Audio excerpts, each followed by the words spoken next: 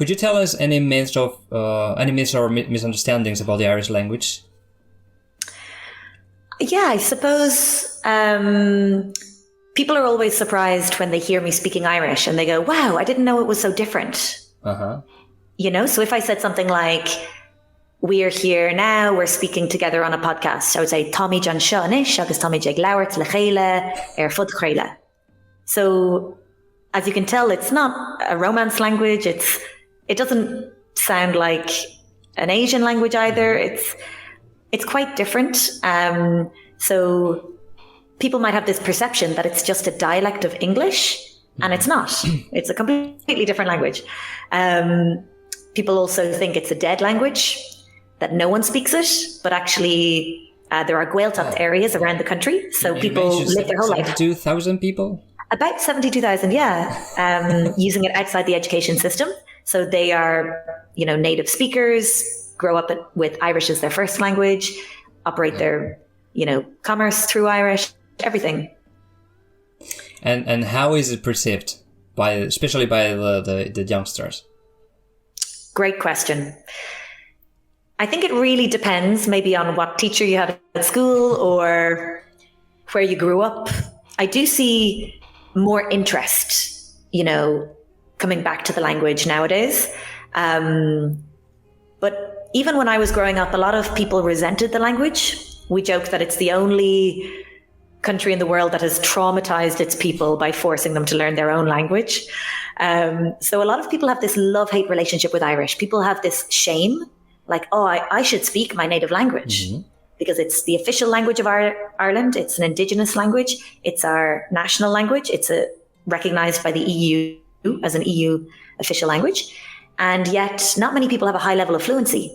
For example, 1.8 million people say they can speak the language, which is about 40% of the population.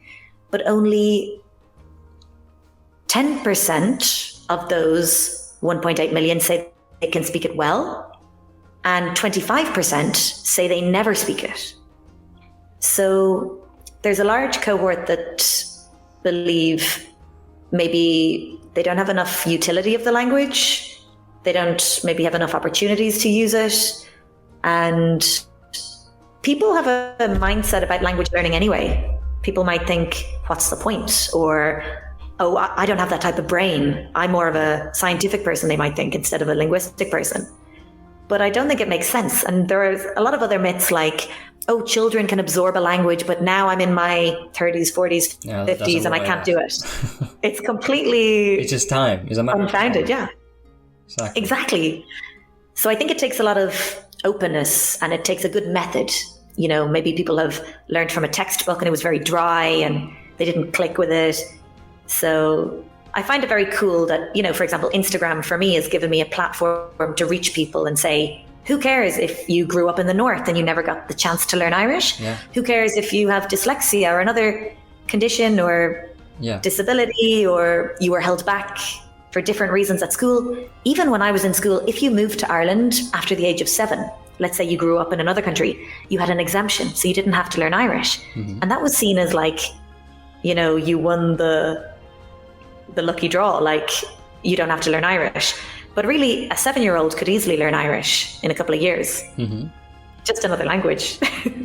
Yeah, exactly. Especially when you're a teen or you know, it's like easier, basically because you know, you have more free time. Yeah. And no worries. And you have free daily lessons. Exactly, yeah. So from here, I encourage you to follow her on Instagram. I will leave the accounts on here, and also the courses that she teaches in Irish. Thank you, so Rick. If you want to learn Irish, go to her profile and, you know, look it up, because she has very interesting courses on Irish. I try to make this